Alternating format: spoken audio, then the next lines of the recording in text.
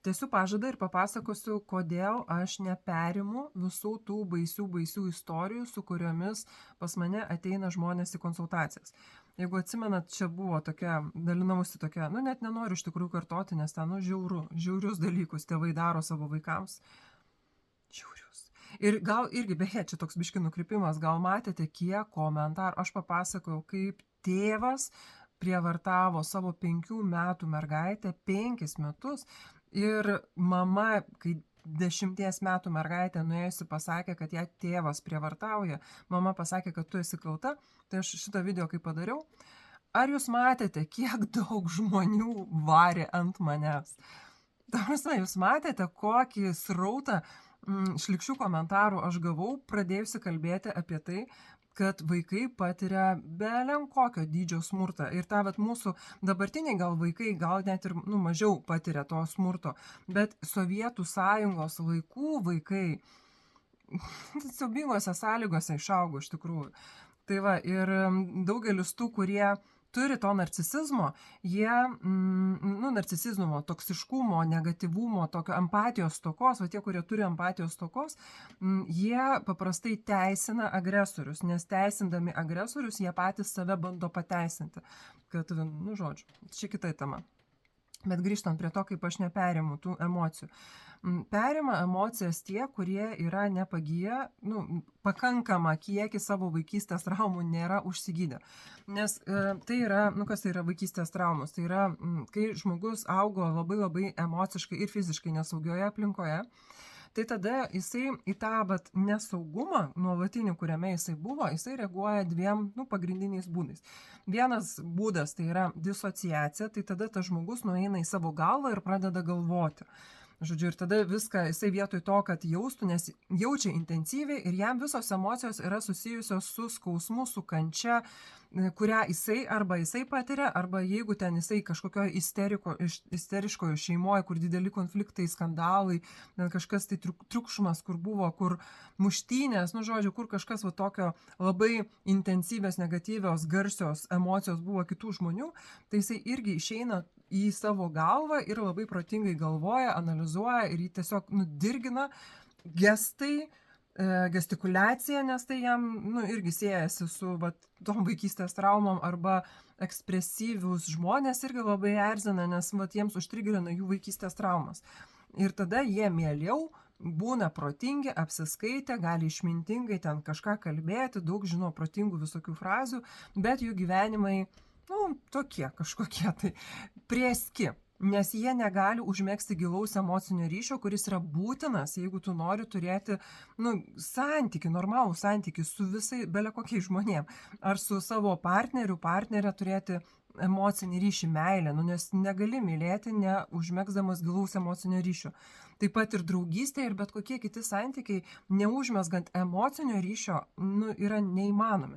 Tai tie žmonės sėdi savo galvoje ir jaučiasi atstumti ir nelabai turi, artimo ryšio. Jie turi daug pažįstamų, bet, daugiau negu tik pažįstami, tai tie santykiai nepereina ir tai yra, ir jie dažnai jaučiasi vieniši, nesuprasti, atstumti ir dar kažkokie.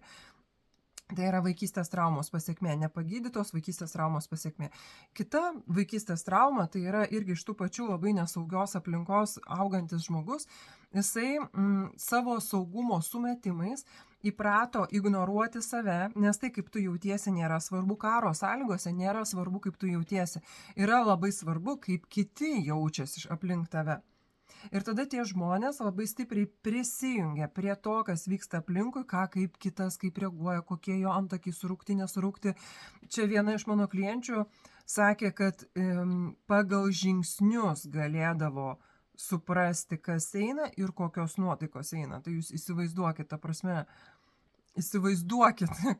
kokiame siaube turėtų gyventi vaikas, kuris klausosi žingsnių, raktų krepštelėjimo. Ta prasme, tai yra toks, labai didelis budrumas ir bandymas nuspėti, kas ką jaučia, kaip kas ką reaguoja. Ir taip pat iš savo saugumo sumetimų iš karto bandymas užbėgti įvykiam už akių ir nugesinti visus konfliktus, nugesinti visas negatyves emocijas, pervesti į juoką, pavyzdžiui, juokauti, dar ten kažkaip, nes tie, kurie pokštautojai ir visą laiką juokiasi, tai irgi yra reakcija į stresą. Tai yra, nu, tavęs negali mušti tas, kurį tu prajuokinai. Jisai negali iš tavo pokšto juokdamasis tavęs mušti, skriausti tave, ne? Tai yra vėl gynybinis mechanizmas. Tai reiškia tam, kad aš nepersimčiau ir kad niekas nepersimtų svetimomis emocijomis, pirmas žingsnis, ką mes visi turime padaryti, mes turime susitvarkyti savo reakciją, savo praeitį, savo žaizdas užsigydyti. Tada kita priežastis, dėl kurios žmonės persiima kitų žmonių emocijomis ir labai išgyvena, labai dėl visų verkia, labai ten, nežinau, visai kaip gyvena kitų žmonių gyvenimus. Vėl ta pati priežastis. Tiesiog tu nesusitvarkai savo problemų ir neturi įgūdžio žiūrėti į save ir užsimti savirefleksiją, bet netuščia tokia analitinė savirefleksija, kur tu ten varai, galvoji, ten analizuoji, o realiai transformuoti savo problemas, spręsti savo problemas, gydyti savo žaizdas. Ir tos visos tavo neužgydytos žaizdos, tavo visos probleminės vietos, jos niekur nedingsta, nors tu į jas ir nežiūri. Tu gali galvoti apie save, ką tik nori, gali būti ten, nežinau, įsivaizduoti, kad tu esi pozityvo ten karalienė ar karalius, bet jeigu tave trigerina kitų žmonių kažkokie elgesys, tai tiesiog simbolizuoja apie tavo neišspręstas problemas, kurias tu savyje nematai, bet užtat labai gerai matai kituose. Tai vat, kai tu labai verki dėl kitų, tu verki ne dėl kitų, tu verki dėl savęs, dėl to, ką tau apie tave primena kitų žmonių problemos. Jeigu tu labai sprendži visų kitų žmonių problemas, tu labai jas sprendi dėl to, kad savo problemų nesprendi. Tiesiog tu, kaip čia pasakyti, žiūri į veidrodį ir matai dėmę ir valai veidrodį, nors iš tikrųjų tau reikėtų pasivalyti savo veidą. Tai va, tai kai kuo žmogus yra labiau susitvarkę savo vidų, tuo jisai labiau jaučia save ir labai jaučia kitus. Bet nesuplaka visko į vieną. Nes, vėl pakartosiu, kad vaikystės traumos tave verčia arba atsiriboti nuo kitų ir užsidaryti savo burbuliukę, čia gynybinis mechanizmas, arba tada verčia pamesti save ir prisijungti prie visų kitų ir nejausti savęs ir vien tik tai jausti kitus. Ta hiperempatija, kitaip tariant. Pas vienus trūksta empatijos, jie nejaučia kitų, juos erzina, kai kas nors iš jų nori kažkokios užuojautos, jos nervina, nes jų niekas neužjauti. Jų niekas gyvenime neužjauti ir jie buvo palikti atlikimo valiai, kautis, kovoti, konkuruoti, išgyventi. Ir dabar čia ateina kažkas tai ir verkia ir jos biesas ima, nervas ima, ko tu čia nori iš manęs. Toksai labai jiems pikta yra, kai kažkas tai ten verkšlena šalia jų ir jie tada turi kažkaip tai užjausti. O kiti atvirkščiai, jie yra pametę save, savo tapatybę, identitetą, savo ribas pametę ir irgi grinai iš to savisaugos instinkto visiškai prisikonektinė prie kitų, savęs negirdi, bet labai įsijautė į visus kitus. Čia vaikystės traumų pasekmė. Tai tu tvarkaisi šitą ir tada labai viskas sustoja į vietas.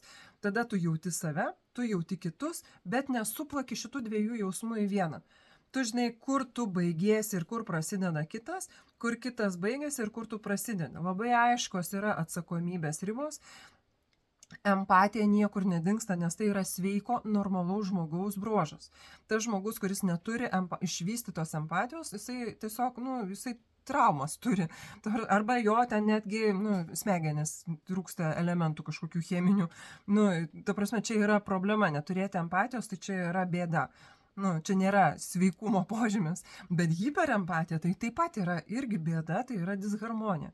O kai yra harmonija, tu turi ir save, ir tu jauti kitus, tu atjauti kitus, bet tu nesusitapatini. Tai va, čia tokia viena didelė dalis. Antra didelė dalis, ką aš vedu į klientus, dėl ko klientai pas mane ateina žmonės ir kodėl jie gauna tą palengvėjimą ir dažnai labai greitai.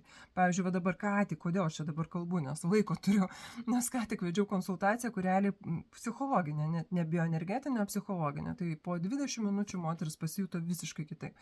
Mano darbas yra išvesti iš užstrigimų. Mano darbas, mano duona kasdienė, kurią aš užsiemu, padėti žmogui išeiti iš visų jo užstrigimų.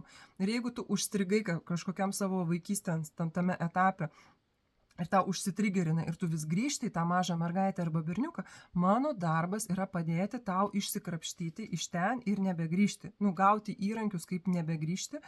Tai va. Tai aišku, kad ir aš neužstringu kažkur tai, nes, aš tada negalėčiau dirbti savo darbo. Tai va, ir tai, ko aš mokau per konsultacijas bendrai paėmus, tai yra pralaidumo, maksimalaus pralaidumo. Ir aš nežinau geresnio pavyzdžio, aš dar nesugalvoju, dėl to naudoju rėtį. Vat kaip rėti, per rėtį vandenį, ne ten kažkokį žvyrą, ne, o vandenį per rėtį lieji, visas vanduo kiaurai išbėga. Tai rėtis netgi jisai dar per daug sulaiko, pagal tai, kaip žmogus, aš kalbu apie pralaidumą. Kai tu esi maksimaliai pralaidus, tada viskas eina, ateina ir praeina per tave ir niekas nelieka. Ir nereikia, kad net geri dalykai liktų. Tiesiog viskas eina, praeina ir niekas neužstringa tavyje. Nes emociniai, energetiniai, mentaliniai blokai, čia jau dabar iš bioenergetikos kalbu, jie susiformuoja būtent tada, kai vyksta užstrigimai, kai tu nepaleidi arba blogų dalykų, arba gerų dalykų ir tu kaupi.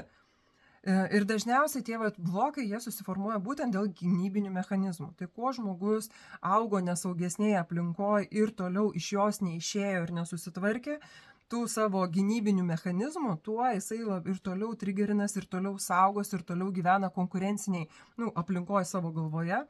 Ir tuo daugiau pas jį blokų, ir tada tie blokai energetiniai pereina ir, nes čia neišvengiamai, nes energetiniai blokai tai yra emociniai blokai, o visos lygos nuo nervų. Tai ta prasme ir tavo kūnas į tai reaguoja ir, žodžiu, susidaro tokia, toks, žodžiu, bendras, kompleksiškas visas reikalas su sveikata, su viskuo, su santykiai, su viskuo ir viskas yra dėl to, kad saugaisi. Tai mano darbas, mano misija, tai, ko aš užsiemu, aš padedu žmogui grįžti į natūralią, prigimtinę pralaidumo būseną. Atsidaryti, atsiverti, paleisti tuos gynybinius mechanizmus, kuriuos tu susikūrei nuo vaikystės iki šios dienos, dar vis tobulini juos.